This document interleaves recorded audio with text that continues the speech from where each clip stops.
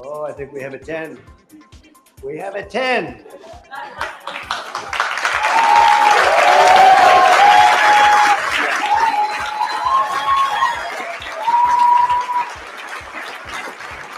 In a few moments, I'll sign a historic executive order to ban men from competing in women's sports. With this executive order, the war on women's sports is over. With my action this afternoon, we're putting every school receiving taxpayer dollars on notice that if you let men take over women's sports teams or invade your locker rooms, you will be investigated for violations of Title IX and risk your federal funding. There will be no federal.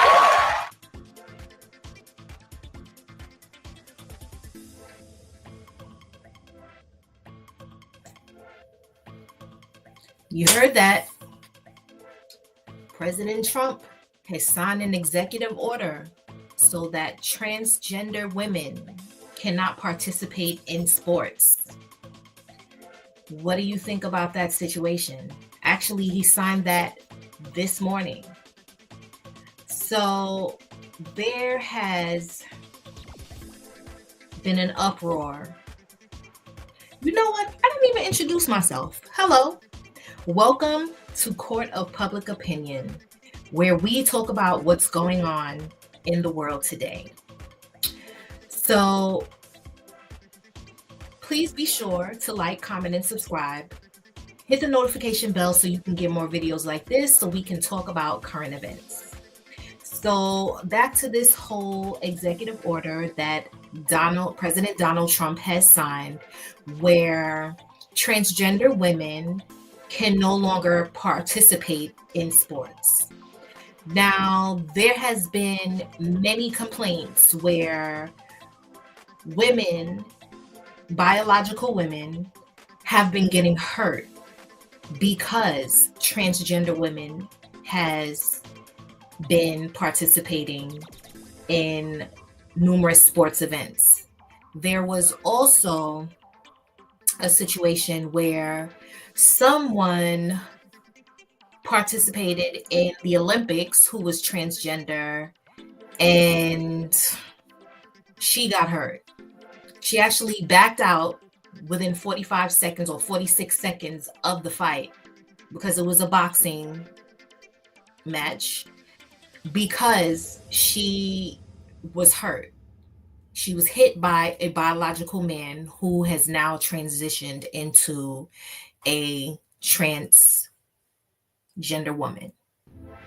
All right, so yeah, this is definitely a topic of discussion during the Biden administration, as well as now that Trump is now in office. So let me pretty much share with you, what has been going on in the news. Trump signs executive order banning trans women from women's sports. President Donald Trump signed an executive order Wednesday prohibiting transgender women and girls from competing in female sports.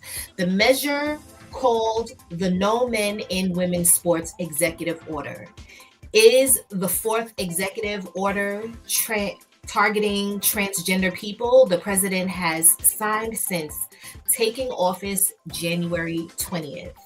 The radical left has waged an all-out campaign to erase the very concept of biological sex and replace it with a militant transgender ideology. Trump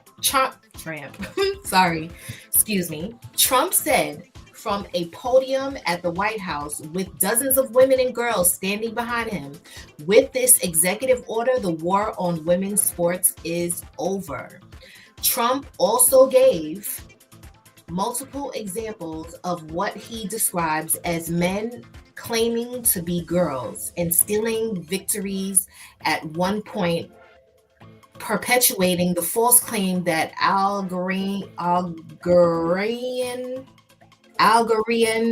female boxer Iman Khalif, who faced intense scrutiny over her gender at the Paris Olympics in August, was assigned male at birth. Now, this is what I had mentioned before. And listen, we're going to look into that.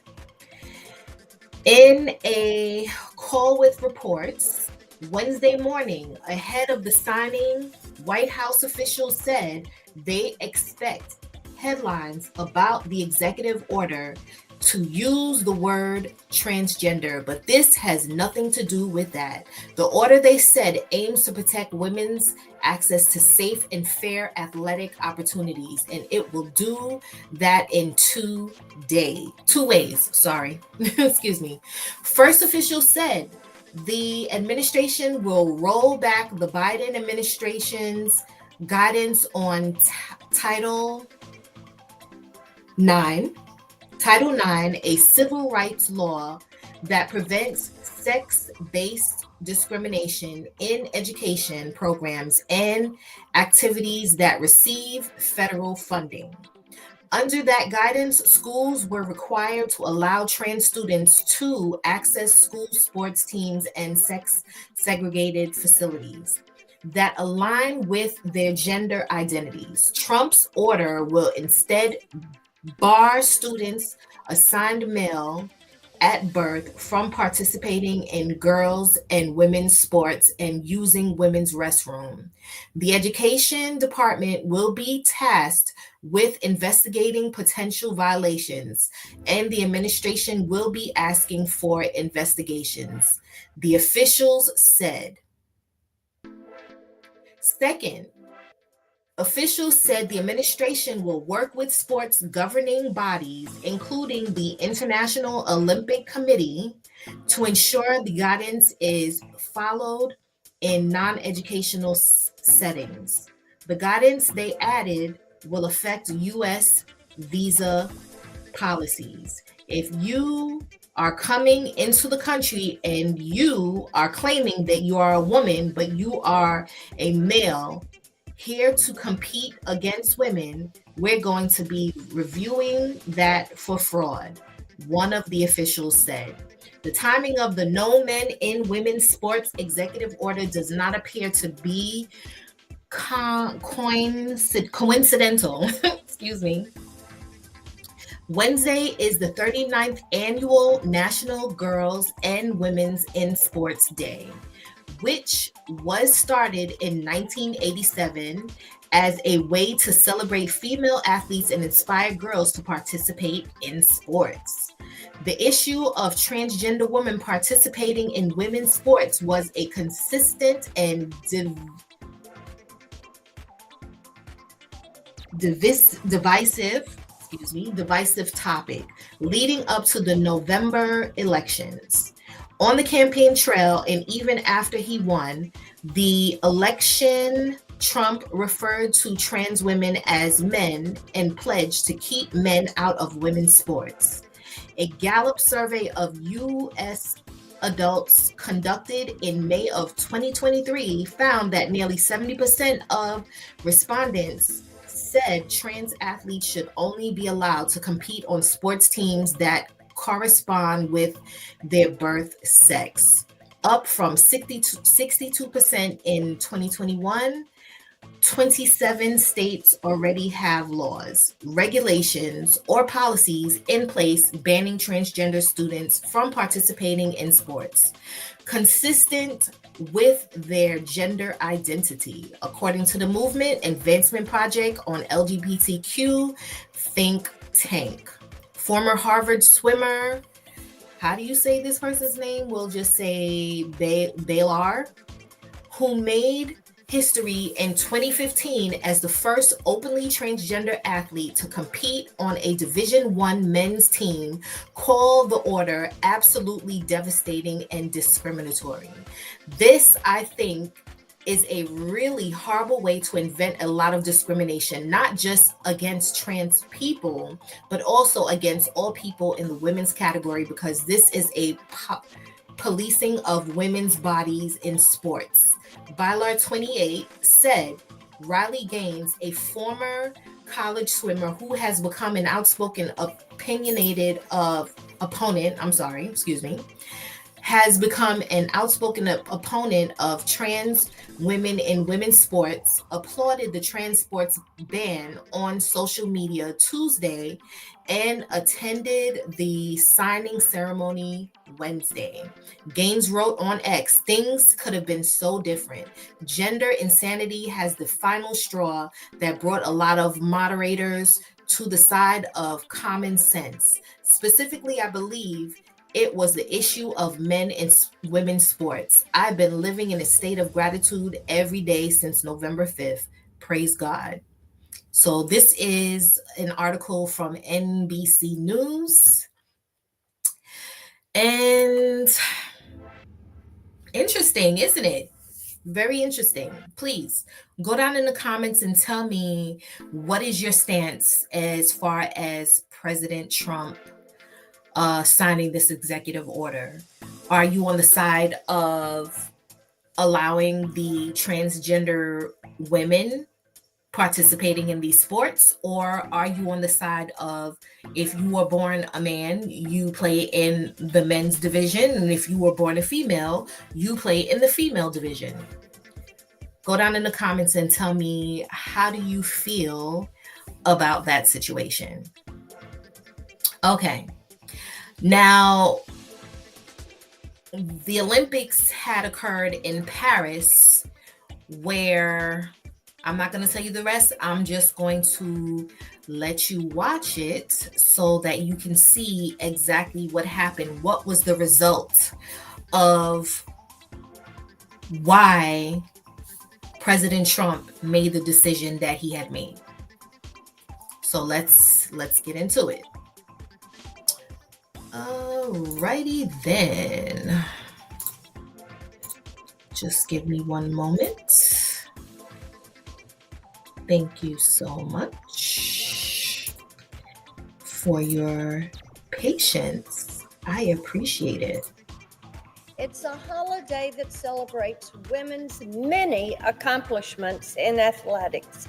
To be certain, we do have a lot for our athletic women and girls to celebrate. And soon after I leave the floor in these remarks, I'll be heading to the White House to join President Trump as he signs an executive order to keep biological men out of women's sports. This move is a triumph for the more than 3 million high school and college female athletes who deserve safety, fair play, and equal opportunity to succeed.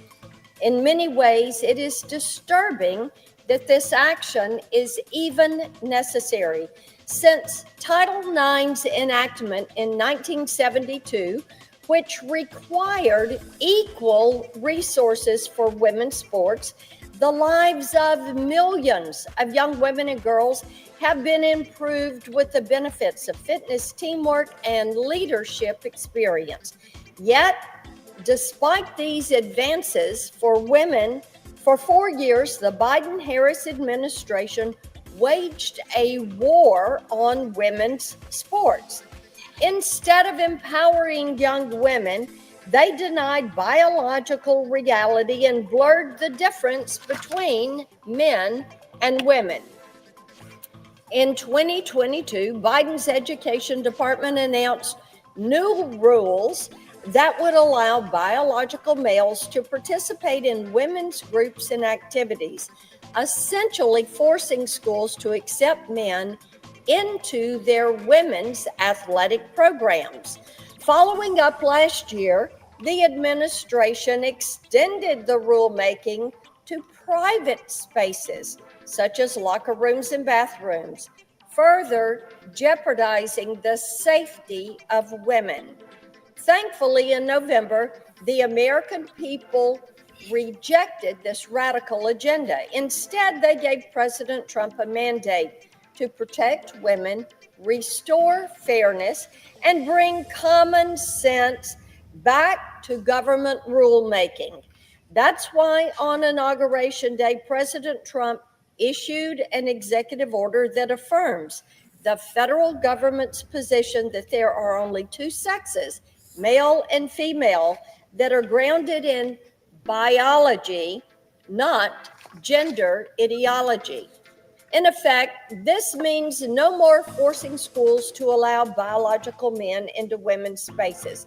For so many female athletes in Tennessee and across the country, President Trump's executive orders are welcome news. But to ensure that every single one of them receives the safety, opportunity, and fairness they deserve, there is much more that Congress can and should do. At the top of the list, ensuring the National Collegiate Athletic Association, the NCAA, prohibits biological men from competing in women's sports. The NCAA is the nation's largest governing body of college athletics, so it wields tremendous power over hundreds of thousands of student athletes all across the country. That's why it is so troubling that since 2010, the organization has allowed men to compete in female-only events. Time and again, we have seen this policy endanger women's safety and deprive them of hard-earned records, medals, and accomplishments. Just 3 years ago at the NCAA Women's Swimming and Diving Championships, Tennessee's Riley Gaines competed against and shared a locker room with a biological male who ultimately took home the trophy that she had rightfully won. And in recent months, 5 NCAA women's volleyball teams were forced to forfeit their matches to avoid the danger of playing against a biological male on a competing team. To bring this unfairness and inequity to an end, I recently introduced a resolution calling on the NCAA to protect women in sports, including by revoking its policy that allows biological males to compete against women. This move would bring the organization in line with other leading athletic associations, including the National Association of Intercollegiate Athletics and more than 20 states that have taken action to preserve fair play in women's sports. To support young women and girls in sports, I also introduced the Fair Play for Girls Act. Among its provisions, this crucial legislation would require the U.S. Attorney General to submit a report to Congress on the harms, lost opportunities, and harassment women have faced in athletics, as well as the effectiveness of state and federal laws to prevent this abuse. At the same time, it is imperative that we celebrate the accomplishments of. Guys, did you catch that? She said to prevent the abuse. Now, I haven't heard any stories of girls or women being abused in sports. Have you? Please mark down in the comments if you've heard of anyone experiencing any abuse. I haven't heard anything in the news. So, is she reaching when she's saying that? Let me know. Of the young women who practice, train, and compete every day to achieve athletic success. That's why I introduced a resolution to designate October the 10th, that would be Roman numerals X and X, like the female sex chromosome, as American Girls in Sports Day. Specifically, the resolution calls on sports governing bodies to protect women and girls in sports. Young women across the country have suffered injuries, faced sexual harassment, and lost accolades because they were forced to share spaces designed for women with what's going on? Men. Together, President Trump and Republicans in Congress are working together to put an end to this assault on women once and assault on women once and for all. Now, if I can remember correctly, when we're talking about the law, there has to be some type of intent. So I'm wondering, is there intent to hurt these people when they are competing in sports? I don't think so. They're just competitive and they're trying to compete. But then again, I'm not in the minds of these people who are, playing these sports. But do you feel that she's reaching? I don't want to say she's being dramatic because I want to be attentive to, people who have experienced playing with transgender women in sports. I don't want to take away from their experience in how they felt when they were involved in these sports, but I would like to know what your mindset on this situation is. Do you feel that she's reaching when she's saying abuse and assault is, these people are being assaulted? Let me know how you feel about that whole situation. But I just want to share another video with you where it's unfortunate. This young lady, she was competing in the Olympics. I've mentioned it before, and I'm going to show you exactly what happened. So hold tight. And here we are. The Algerian boxer Iman Khalif. She is through to the quarterfinals of the women's 66 kilo category after her opponent, Italy's Angela Carini, abandoned the bout in 46 seconds. Whoa. Did you see how she looks? I'm not even gonna say anything. I'm just asking you, did you see how she looks? Okay. No comment. She took just one punch to the face and then walked to her corner where she was heard saying, "It's not right." The Italian boxer was in tears after the match. She told reporters it was the hardest punch she'd ever taken and that she had stopped the fight to preserve her life. Well, Khalif is one of two athletes who was cleared to compete in Paris despite being disqualified from last year's World Boxing Championships for failing to pass a gender eligibility test. Well, in the past hour, a spokesperson for the IOC has been speaking about this situation.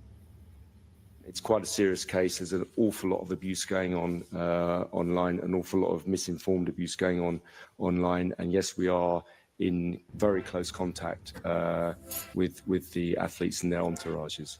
But the IOC, I think, is always trying to do a balance between inclusivity and fairness, to put it more broadly, also safety.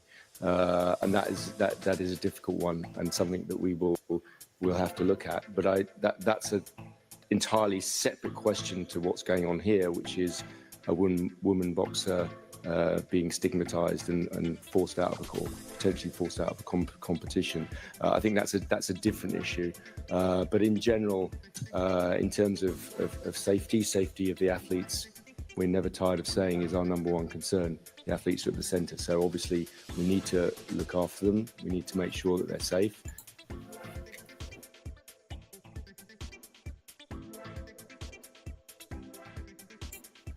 I believe that is the point. It's all about the safety of both people. It's all about safety. At the end of the day, that's what it's about. And there are all sorts of safeguards, particularly in the combat sports, particularly in boxing, to make sure that remains the case. Well, the BBC has been speaking to the Culture Secretary, Lisa Nandy, about this issue as well. Here's what she had to say. I want to get your thoughts on the boxing match yesterday between Italy and Algeria.